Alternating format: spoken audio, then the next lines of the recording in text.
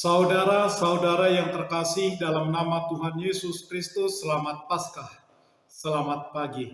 Mari kita beribadah sejenak. Kita menyanyikan buku HKBP dari nomor 210 ayat 1.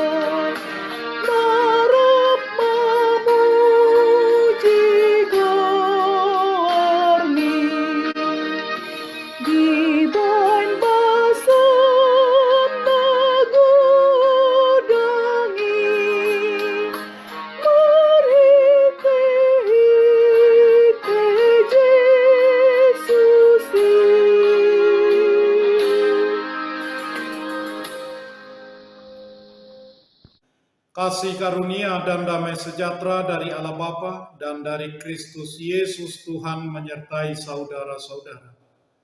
Amin. Saudara-saudara, firman Tuhan renungan harian Selasa 19 April 2022 dari kitab Yehezkiel pasal 11 ayat 19 mengatakan, Aku akan memberikan mereka hati yang lain dan roh yang baru di dalam batin mereka. Juga aku akan menjauhkan dari tubuh mereka hati yang keras dan memberikan mereka hati yang taat. Dalam bahasa Batak Toba, jadi lehonok kuma tunasida roha sisanguju, jala suat tonok kutod dinai baru tubagasan ate-ate nasida, jala paholangok kuma rohabatu siad daging nasida, jala lehonok kuma tunasida rohasi. Demikian firman Tuhan. Saudara-saudara, Allah adalah sumber kehidupan dan kehidupan kita, bukan sekedar titik awal dalam kehidupan.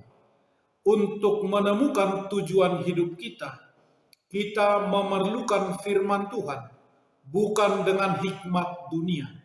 Kita harus membangun kehidupan kita di atas kebenaran-kebenaran kekal, bukan atas psikologi umum, motivasi sukses, atau kisah-kisah yang memberi inspirasi. Walau memang itu kita perlukan, setiap manusia seharusnya menyadari bahwa Tuhan adalah menjadi pusat dari kehidupannya. Orang Israel telah diserahkan ke negeri-negeri di mana Tuhan tidak lagi menjadi tempat kudus bagi mereka.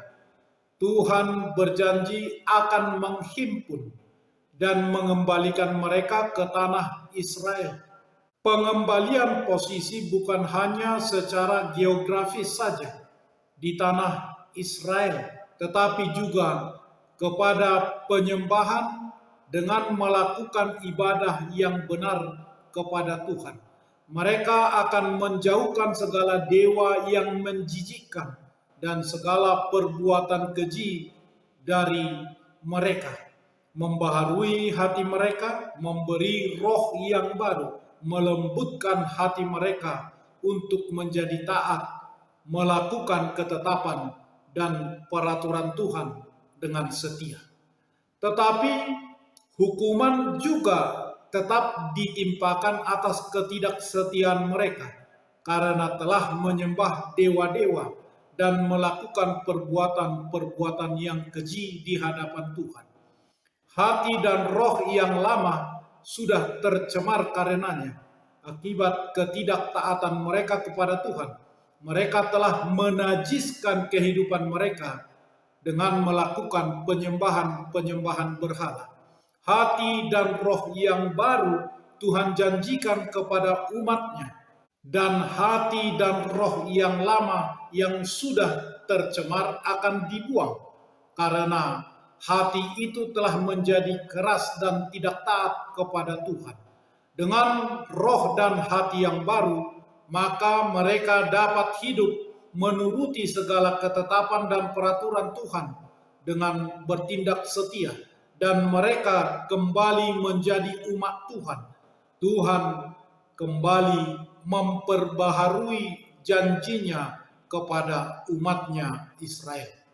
Demikian halnya dengan kita, harus memiliki hati dan roh yang baru melalui kematian Kristus Yesus di kayu salib. Setiap kita yang percaya kepada Yesus, Tuhan berikan roh dan hati yang baru. Dengan roh dan hati yang baru, maka kita bisa taat dan setia melakukan kehendak Bapa di dalam Yesus Kristus. Maka kita harus menjaga hati dan roh yang baru yang Tuhan berikan untuk tidak tercemar dan terjaga tetap kudus, sehingga kita bisa tetap setia dan taat kepada Tuhan. Amin. Marilah kita berdoa. Ya Tuhan Allah Bapa kami, terima kasih ya Tuhan untuk hati dan roh yang baru yang Tuhan berikan kepada kami.